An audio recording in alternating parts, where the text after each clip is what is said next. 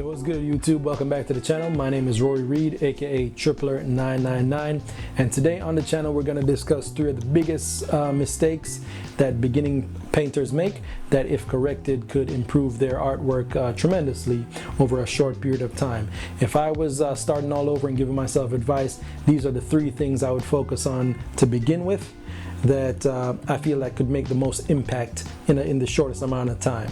And so without further ado, let's jump right into the video. Also, don't forget to like, share, and subscribe, and also hit that notification bell so you can see the future videos I release on the channel.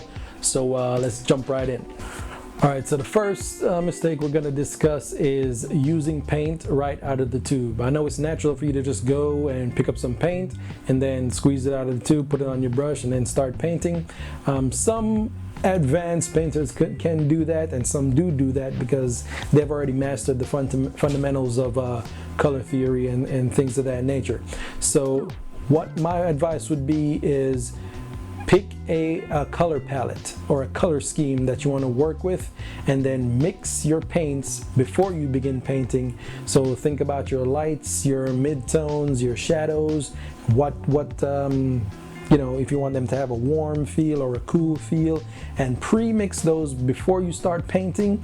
And then once you put the paint on the canvas, you'll have paint that isn't straight out of the tube. You have very varying colors that you possibly can't even buy in a tube that will instantly add interest and stand your painting out from other beginners around. Someone who is well versed in painting will look at your painting and immediately go, okay, this person pre-mixed these colors, and they're working within color theory somewhat, so they'll instantly recognize that you've invested a bit more time into learning painting, and that will instantly give your painting a bit more credibility than just squeezing it out of the tube and then putting it on the canvas. So that's my first tip. The second mistake we want to discuss today, or I want to discuss, I should say, is poor composition. That's by far, I would say, this is probably the most important one in these three mistakes. But with poor composition, your painting just seems all over the place. You want to have a clear focal point, so that the viewer will have something to look at and to study and to observe, and that will draw their attention. And then you want to have other less important focal points or minor focal points in the piece, and that work together in to fix the overall, or to complement the main focal point. So picking a color scheme, as we discussed previously, and then picking a composition style. You can look up and do some research on how other artists compose their paintings, and then use one of those to emulate. That would be an easy way to do it.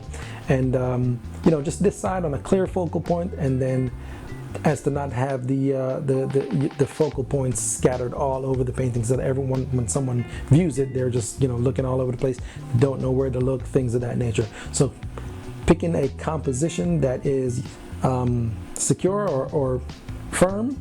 You can use the rule of thirds, or golden ratio, whatever it is you want to use, but just research ahead of time, plan these things out, and then implement them in the painting. That is the best way to take your painting from a beginning stage up to a more advanced level. All right, and the third tip, the very last tip that we're going to mistake that beginners make, that we're going to go over today, is being afraid to use some of those mistakes in your actual painting. I personally don't enjoy when I see a painting that is too perfect, or too down the line, if you know what I mean. So using some of your own natural raw talents, raw gifts, raw paintbrush mistakes, or whatever it is that is naturally going to happen when you paint, leaving some of those in will distinguish you again from distinguish you from the crowd. These things can become a signature in your painting that people will know you for. So don't be afraid to try new things and make minor mistakes, happy little accidents, as Bob Ross called them. Don't be afraid to leave those in, and you know, as long as you have a good foundation with your color theory and with your composition, the little minor mistakes that you make will only enhance those fundamentals. You know, they'll just add a little bit of flair that other people won't have, because of course you're an individual and you're unique. So your style and your natural gifts will come out, and you need to leave those in, and that will take your painting up to a whole nother level, because now you'll be able to be recognized and say, hey, this, you know, this particular style of painting is from this particular artist, and that can help you out tremendously as you go along. So that's it. Those are the 3 mistakes: not using proper color theory, or not pre-mixing your paints and figuring out what you need to do ahead of time, not deciding on a set composition that is, you know, will help determine your focal points and give the viewer direction as to what to look at and what to pay attention to, and also being afraid to make minor mistakes, not painting freely enough. That would be the 3rd one. Hope you guys like this video. If you have any questions or comments, leave them down in the comment section below. Follow me on Instagram and Twitter. Also as well, please subscribe, like, and share the video once again. And without, I guess that's gonna be it. Thank you so much for watching. It's your boy Trip. Peace.